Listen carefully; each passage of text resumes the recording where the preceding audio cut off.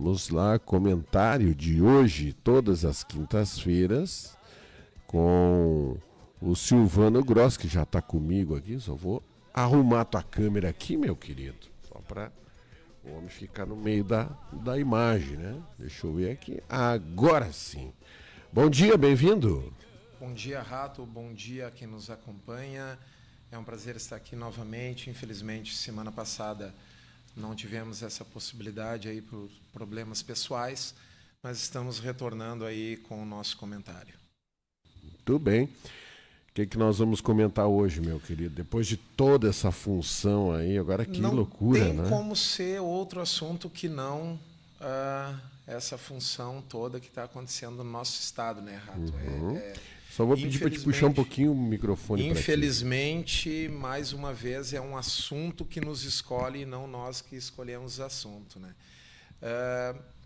Setembro passado, Rato, nossos comentários aqui já haviam sido sobre aquela intensa precipitação que ocorreu no nosso estado. E lá, naquele momento, nós já havíamos comentado, né, sobre as dificuldades do nosso estado em relação à prevenção. Lá naquele momento já havíamos comentado essa nossa falta de capacidade de atender a demanda com relação ao que acontece após chuvas intensas. Havíamos comentado também da necessidade de nos programarmos para eventos intensos que os especialistas indicavam e continuam indicando que vão ocorrer cada vez mais. Ninguém, obviamente, esperava que coisas como a que aconteceu agora no mês de maio viessem a acontecer nessa magnitude. Mas já havia, sim, um indicativo de que as cidades precisavam se organizar, se programar para eventos como este, que são, infelizmente, programados como cada vez mais frequentes. Como eu disse, infelizmente, não havia como ninguém prever essa magnitude e isso, obviamente, deixa todos muito transtornados, deixa todos muito preocupados e, obviamente, nós estamos aqui solidários a todas as pessoas que enfrentam e estão enfrentando ainda essa situação. Ainda não passamos por tudo, ainda temos muita gente desalojada, ainda temos muita gente desabrigada, as águas não baixaram como deveriam, como nós esperávamos, mas os especialistas aí indicam ainda que nós temos vários dias aí, talvez semanas, para que isso venha a acontecer. E como tu mesmo mencionaste há pouco, Rato, há previsão de mais chuva ainda e isso, claro, preocupa todos. Mas a nossa fala é no sentido de tentar entender o que aconteceu aí no nosso estado. Nós sabemos, e a mídia tem tentado explicar isso para a comunidade, no sentido de que o que aconteceu foi que nós tivemos, então, uma precipitação além do esperado para essa época do ano, principalmente aí uma precipitação em um período muito curto de tempo. Nós tivemos aí em poucos dias, 2, 3 dias aí, em torno de 500 milímetros, em alguns lugares bem mais de precipitação. Nós tivemos isso associado ainda a um fator de que o Rio Grande do Sul, a característica aí topográfica do Rio Grande do Sul faz com que todas as águas aí de uma determinada região do norte do estado, então, desçam por vales e cheguem até a região metropolitana de Porto Alegre, fazendo com que todas essas águas, então, se agrupem ali na região metropolitana de Porto Alegre, elevando os níveis do Guaíba. Então, por si só, esses fatores já seriam preocupantes. Com o fato aí de algumas questões, então nós tivemos, por exemplo, uma falha na barragem 14 de julho, que afetou também bastante a situação. Nós tivemos e temos aí notícia de algumas questões aí de infraestrutura, principalmente ali em Porto Alegre, essas discussões sobre falha ou não da infraestrutura de contenção de cheias em Porto Alegre ainda vão ser bastante discutidas. Alguns indicam que isso poderia ter sido evitado se fosse trabalhado após principalmente os eventos de setembro do ano passado. Outros indicam que isso já teria sido feito os reparos necessários e que não teria como se prever essa necessidade para mais aqui. Então, isso provavelmente vai ser uma discussão futura que, obviamente, vai ser necessária aí em relação a como prever novos eventos, como, então, evitar que novos eventos venham a causar prejuízos dessa magnitude. O que, com certeza, nós temos que atentar é o fato de que, se não dessa magnitude, mas novos eventos de precipitação intensa em poucos dias, infelizmente, vão se tornar mais comuns. Nós temos aí, por exemplo, se pegarmos aí nos últimos 30 anos, em Camaquã, por exemplo, nós tivemos lá em 95 um evento que nós tivemos em torno de 350 milímetros aí também em questão de 2 dias, menos ainda de 48 horas, e que causou estragos tremendos no município de Camaquã. Nós temos lá, se não estou enganado, em 2004, o Catarina, que afetou, por exemplo, aqui fortemente o município de Torres. Então, nós tivemos ali, que foi o ciclone extratropical Catarina, que afetou bastante o município de Torres, mas também várias outras regiões do Rio Grande do Sul e Santa Catarina.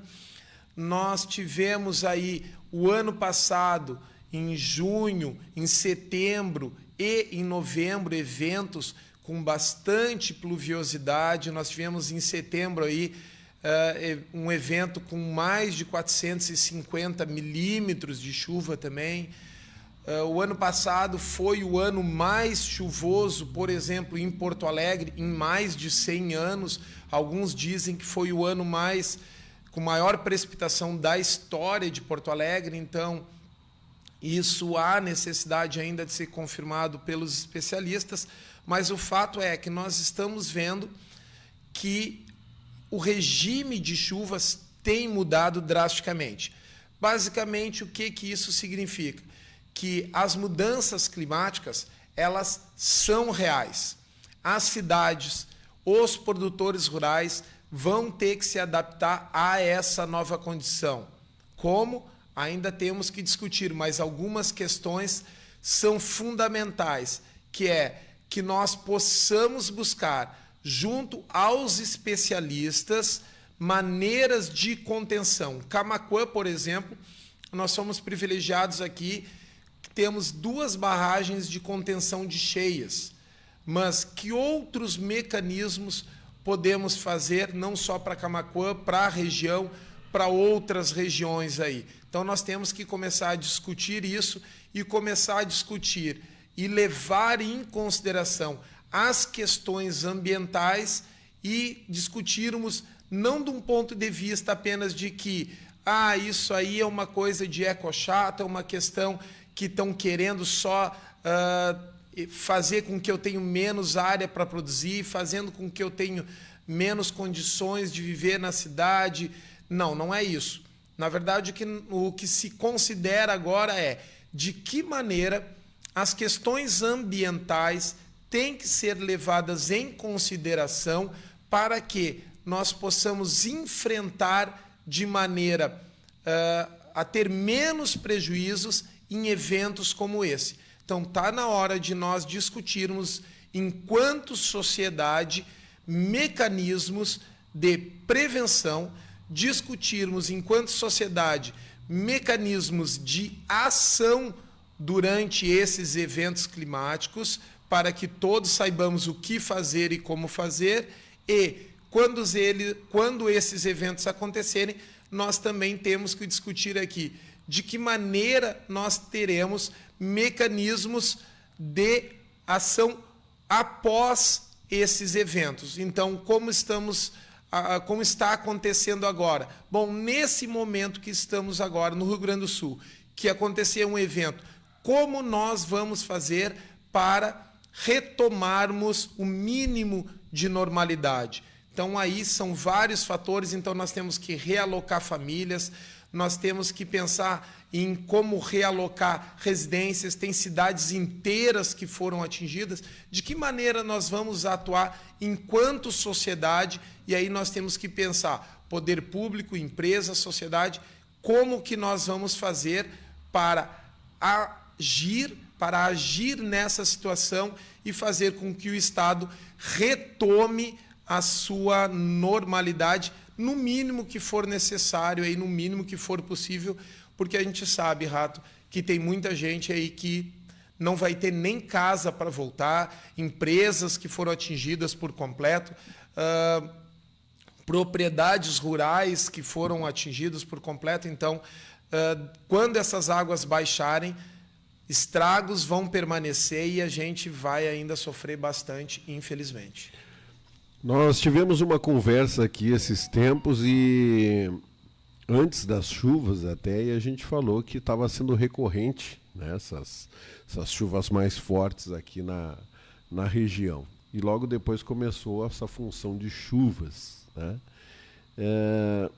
Nós tivemos a de setembro, tivemos a de novembro, né? As duas praticamente iguais, aí, que acabaram destruindo muitos lugares, principalmente na Serra Gaúcha, só que agora essa aí veio para tomar conta de pelo menos 60% do território gaúcho atingido com enchentes. Será que isso aí é uma leva que agora nós vamos ter que reaprendermos a conviver com esse tipo de fenômeno aqui, coisa que a gente não tinha, como Com não certeza, tinha tornado com e está certeza. tendo consequência aqui, né? É um alerta para dizer o seguinte, tudo aquilo que antes era previsão de especialistas que iria acontecer, a gente não poderia precisar quando, mas iria acontecer, está acontecendo. A gente tem que levar em conta, por exemplo, e eu falava o ano passado aqui, que o governo do estado, por exemplo, ele está trabalhando bastante com relação às mudanças climáticas, tem gabinete de crise climática, tudo mais, que são ações para futuro. Só que os eventos climáticos adversos já estão acontecendo no nosso presente. Então, nós temos que agora começar a ver, não dá, temos que sim agir para o futuro, mas não dá para pensar só em futuro, lá longe, daqui a 10, 15, 20 anos. Temos que pensar em agora. Todos os municípios tiveram que criar comissões do clima, aqui comissões climáticas municipais.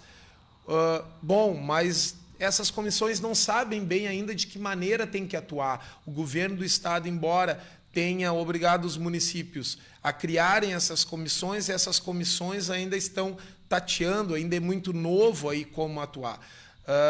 Isso é uma questão agora que requer uma atuação conjunta de toda a sociedade para identificarmos. Então, como tu disse, está acontecendo, a gente previa que essas mudanças, como que nós vamos ter que atuar agora, como que nós vamos ter que conviver com isso, que lugares a gente vai ter que ter mais atenção, que estudos a gente vai ter que fazer para entender melhor isso. Então, são questões que, inevitavelmente, a gente vai ter que buscar, a gente vai ter que, com certeza, né, Rato, ouvir com mais atenção especialistas sobre esse assunto. Então, por exemplo, aqui as universidades vão ser fundamentais e o Instituto de Pesquisas Hidráulicas da URGS tem sido aí bastante solicitado nesse momento, mas outros especialistas vão ser necessários aí de serem ouvidos, principalmente aí aqueles que estão falando com relação a clima.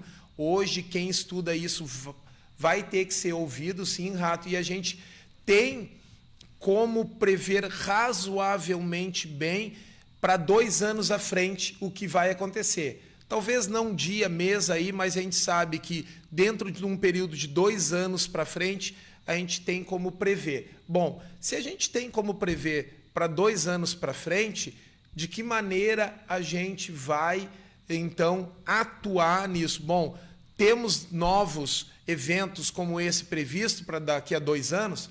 Se sim, como trabalhar com a sociedade em relação a isso?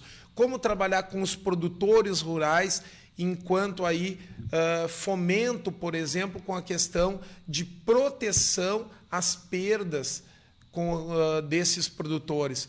Como trabalhar com relação à população que está mais afetada, que vai ser mais diretamente afetada nas áreas aí que são de maior risco? São perguntas que a sociedade vai ter que responder em conjunto aí para que a gente possa, pelo menos, minimizar os estragos futuros, Rato. Muito interessante, né? E a gente vê que parece que nunca acaba. Alguns pontos aí em Porto Alegre, água baixando, daqui um pouquinho volta, né, um alerta de que o nível sobe, aí sobe 30, 40 centímetros, no outro dia baixa 20, daqui a pouco sobe mais 10, e ele vai numa variável bastante grande, mas que a gente sabe, né, que toda essa água que desceu aí das encostas da Serra Gaúcha, que chegou até o Lago Guaíba, todo mundo chama de rio, mas a gente, depois de muitos anos, descobriu que era um lago mesmo, né? É uma discussão grande. Que não vai acabar nunca. Isso aí não vai acabar nunca. Mas, enfim, a gente sabe que quando chega ali Itapuã, ele acaba ficando um funil, né? E acaba enchendo, claro. E a gente não sabe a quantidade de sujeira, de paus, de coisas que são arrastadas àquele local. Então, por isso, ele levanta o volume daquela localidade e depois ele adentra à Lagoa dos Patos, que também é bastante grande, pontos de 30, 40 quilômetros de largura, mas que quando chega no canal em Rio Grande, ele aperta novamente. E é importante isso, Rato, aproveitar a audiência do programa, que circula nos grupos de WhatsApp aí uma possibilidade de se abrir um novo canal ligando a Laguna dos Patos até o mar. Só deixar alertado para todos, né, que isso tecnicamente, embora em termos de engenharia talvez fosse possível, ambientalmente não é adequado e hidraulicamente falando, talvez não seja a melhor solução. Pensando que para essa água sair da Laguna dos Patos, tem que ver também o nível do mar. Então, se nós abrirmos um canal para sair água, também pode ser um canal para entrar a água do mar na Laguna dos Patos. E isso pode acabar piorando, inclusive, a situação ali do volume de águas na Laguna dos Patos. E, além disso, ambientalmente, nós estaríamos mudando completamente a situação da Laguna dos Patos em relação à salinização. E se a gente pensar do ponto de vista econômico, aumentando a salinização, nós estamos talvez destruindo toda a parte econômica de quem depende dessas águas. Então, quem depende, por exemplo, da pesca de camarão, para a questão da irrigação do arroz, isso provavelmente ficaria inviável para ser utilizado para irrigação do arroz, essa água, devido à salinização. Então, assim, ambientalmente, não é pensado nisso. Não é viável. Não é e viável. também isso não se faz de um dia para o outro, né? Tem que ter muito estudo, né? São estudos que, se fosse pensado e se for por alguém pensado seriamente nisso, são estudos que demandam anos aí para ver, então, quais são os resultados. Não dá para a gente pegar, fazer, para depois ver o resultado e ver, poxa, deu errado, deu problema. Aí não tem retorno. Então, são coisas que não é simplesmente ali chegar... Não foi que nem aqui na BR-116, que foi feito em Camaquã, está represando a água, abre a BR-116 e passa a água para o outro lado. não é isso, né? Tem muita coisa envolvida, tem muita gente que pode ser afetada, o ambiente pode ser mudado completamente. Então, assim, só para deixar claro que ambientalmente não é adequado, então não adianta a gente pensar nisso nesse momento, porque não resolve o problema e ainda pode causar um problema muitas vezes pior. Muito interessante. O Vitor Lindenau me manda aqui, essa medição ela é de 15 em 15 minutos da madrugada agora. Às 4h45 estava em 5 metros, às 5 horas estava em 4,98, às 5h15 continuava em 4,98, 5h30 chegou a 5 metros, e ele vai variando, então, até 4,98. Então, a tendência é baixar, né? Nós esperamos, né, que essa tendência de rebaixamento aí do nível do Guaíba permaneça. O que nos preocupa aí é esse volume de chuvas, de acumulado de chuvas nos próximos dias, aí que a previsão está se mantendo, essa previsão de precipitação grande aí para a região. Então esperamos, né, vamos torcer aí que pelo menos ali naquele entorno não se concretize, que possa baixar esse nível do Guaíba ali e essas pessoas possam pelo menos aí iniciar essa retirada dos problemas que tem ali e tentar iniciar a reconstrução de suas vidas. Vamos torcer para isso e vamos aí continuar. Principalmente, Rato, aqui o meu apelo, vamos continuar trabalhando nesse momento, em vez de buscar culpados para a situação, é trabalhar em proteção às pessoas que estão em situação aí, que estão desabrigadas, estão em situação de risco. Vamos continuar trabalhando em prol dessas pessoas, vamos continuar pensando, esse momento é o momento de sermos solidários com quem perdeu tudo ou perdeu parcialmente suas coisas. Ainda não é o momento dessa discussão, ainda não é o momento de buscar responsabilidades. Futuramente trabalhamos nisso e discutimos isso. Esse é o momento da solidariedade com quem ainda está desabrigado. Muito bem, obrigado, meu querido. Até a próxima quinta-feira, se Deus quiser. Um abraço a todos.